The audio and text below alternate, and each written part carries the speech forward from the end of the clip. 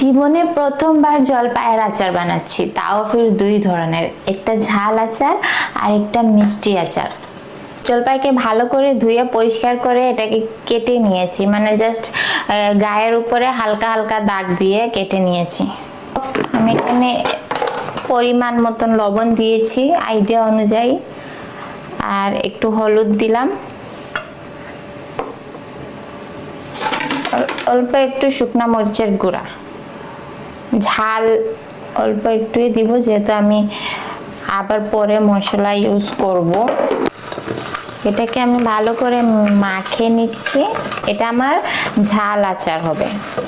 আর এখানে আমি কয়েকটা জলপাই সিদ্ধ করে নিয়েছি, এই সিদ্ধ করা জলপাই দিয়ে আমি মিষ্টি আচার বানাবো ভর্তা করে। এগুলাকে আমি রোদে শুকাই নিব।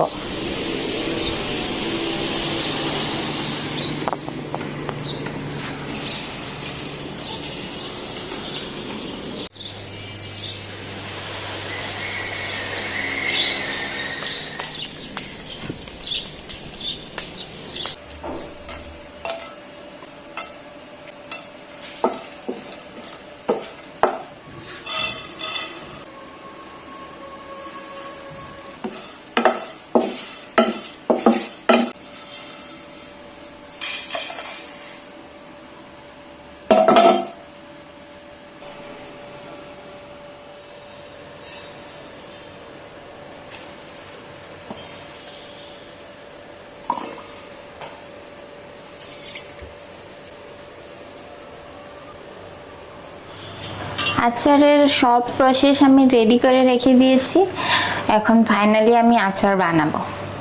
জানি না কেমন হবে, বিসমিল্লাহির রহমানির রহিম। আগে আমি ঝাল আচার বানাবো, আর ঝাল আচারের পরিমাণ মতন তেল দিয়েছি। এখানে আমি একটা শুকনা মরিচ ভাঙিয়ে দিয়ে দিছি, আর 5 ফোড়ন দিচ্ছি, এটা জাস্ট ফোড়নের জন্য দিচ্ছি।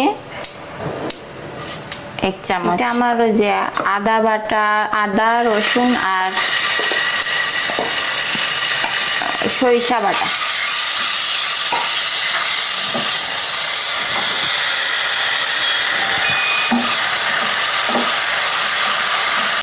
কিছুক্ষণের জন্য এটাকে আমি তেলে ভাজছি, বেশি ভাজে নিলে হয়তো একটু তেতো লাগবে, এজন্য বেশিক্ষণ ভাজবো না। এখন এই যে এখানে আমার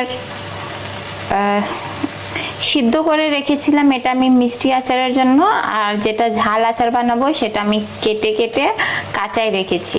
তো ঝাল আচারের জলপাইগুলো আমি দিয়ে দিচ্ছি এখন।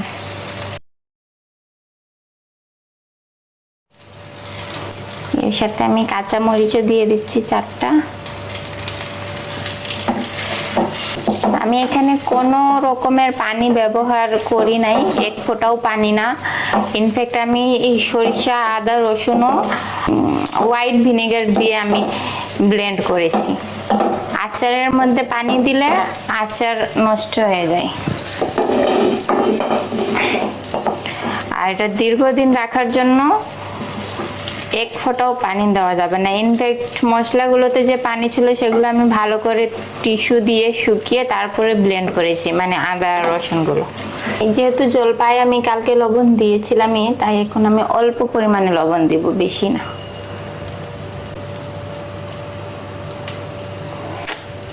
মিষ্টি আচারের জন্য তো আমি কোনো মশলা রাখিয়ে নাই, সবগুলো দিয়ে দিছি এটাতেই। সেটি আর মিস্টেক হয়ে গেল এটা।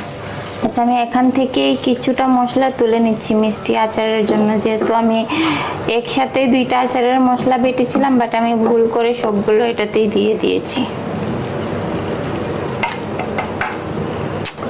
এইটুকু মশলা মিষ্টি আচারের জন্য বের করে রাখলাম। এখন আমার ব্লেন্ড করে রাখা শুকনো 5 ফোড়ন, জিরা, এগুলো দিয়ে দিচ্ছি।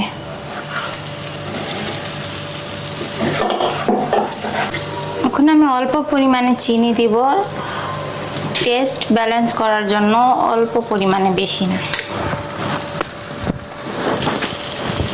বিট লবণ দিব অল্প একটু, গোলমরিচের, কালো গোলমরিচের গুঁড়া দিয়েছি অল্প একটু, 2 চামচের মতন ভিনেগার,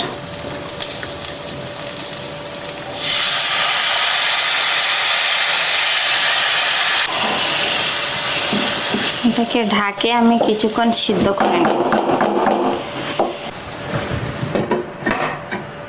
জলপাই সিদ্ধ হওয়া পর্যন্ত এটাকে আমি ঢাকে একদম লো ফ্লেমে রান্না করে নিব। আমার ঝাল জলপাই যতক্ষণ সিদ্ধ হচ্ছে আমি এই মিষ্টি আচার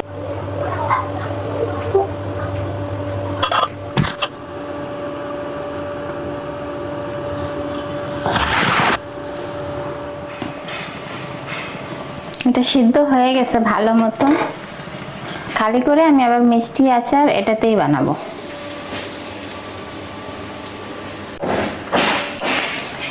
সেম প্যানের মধ্যেই আমি মিষ্টি আচার বানিয়ে নিচ্ছি। এটারও প্রসেস সেম, বাস এটা মিষ্টি হবে। তেল দিয়ে দিলাম, মরিচ ভাঙিয়ে দিলাম, পাঁচ ফোড়ন দিলাম। এটা যে উঠিয়ে রেখেছিলাম যে এখন ঝাল আচার থেকে, সেই মশলাটা দিয়ে দিলাম। মশলা ভাজার কোনো দরকার নেই যেহেতু ভাজাই আছে। দিয়ে দিলাম সম্পূর্ণ জলপাই, সামান্য একটু বিট লবণ,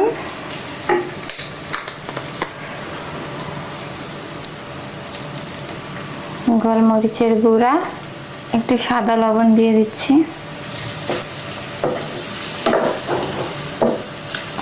বেশি করে চিনি।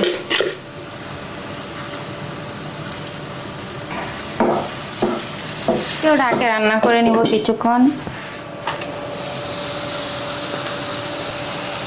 চিনির পানি ছাড়ছে, পানিটা যখন শুকায় আসবে, একদম শুকনো শুকনো হয়ে যাবে, তখন কালারটা আরো চেঞ্জ হবে।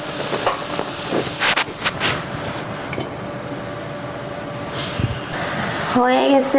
এখন আমি এটার মধ্যে সেই বেটে রাখা মশলাটা দিয়ে দিব। সরি, এটা যে পাঁচফোড়ন আর জিরার গুঁড়া সবগুলো দিয়ে দিচ্ছি।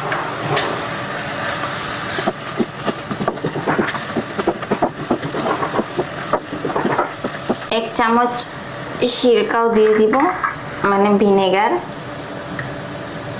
অল্পই বানিয়েছি আচার, এটা 2 দিনের মধ্যে শেষই হয়ে যাবে।